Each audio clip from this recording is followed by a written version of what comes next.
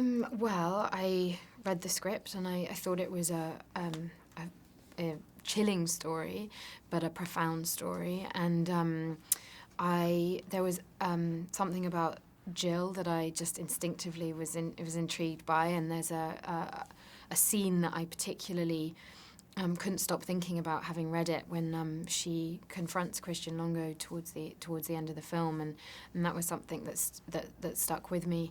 And I thought that there was something very interesting about her ideology and her way of looking at things. And then I'd seen Rupert Gould's work in London, his theatre work, and his screen version of Macbeth, and I thought it would be really interesting to see what he would do with this story.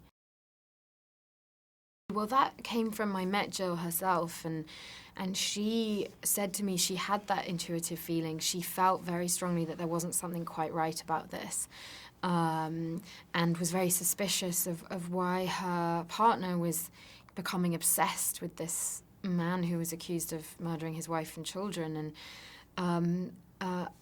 But what's interesting about the screenplay is that throughout the film, she, in many ways, similarly becomes as obsessed as Mike, and becomes intoxicated with Christian Longo. But actually, ultimately, she feels it's very black and white about what he's done, and that was something Rupert and I discussed. That she's very clear about how she sees this situation. You know, that he's in many ways the personification of evil, which is what she says in that scene towards the end.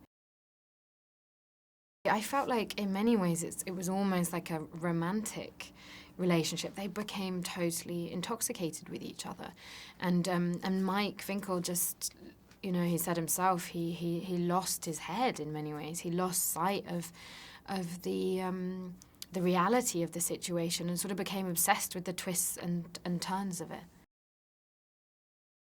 It just stays with you, absolutely. It lives with you, and you go home thinking about it, and you, because you know they're real events. It gets inside of you. Yeah, definitely. I didn't meet James before the film because we felt like it would be good that they meet each other for the first time in that scene towards the end.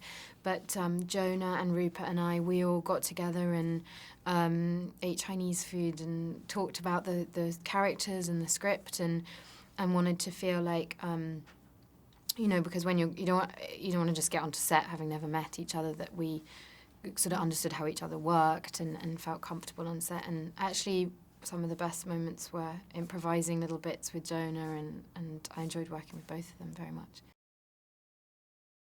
I feel like, in some ways, the obsession with Christian is because neither of them they're both refusing to confront that there are problems in their relationship. So they sort of latch onto this other person as an escape from their own problems.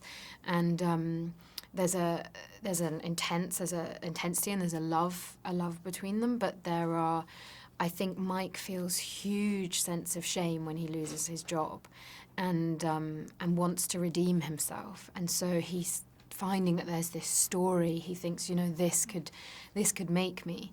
And for Jill, it's because she has this natural suspicion about this situation, it makes it very difficult, because she wants to support him, and she has her own passions, and she knows how important that his passion, his writing, is for him. So she's in a conflicted situation.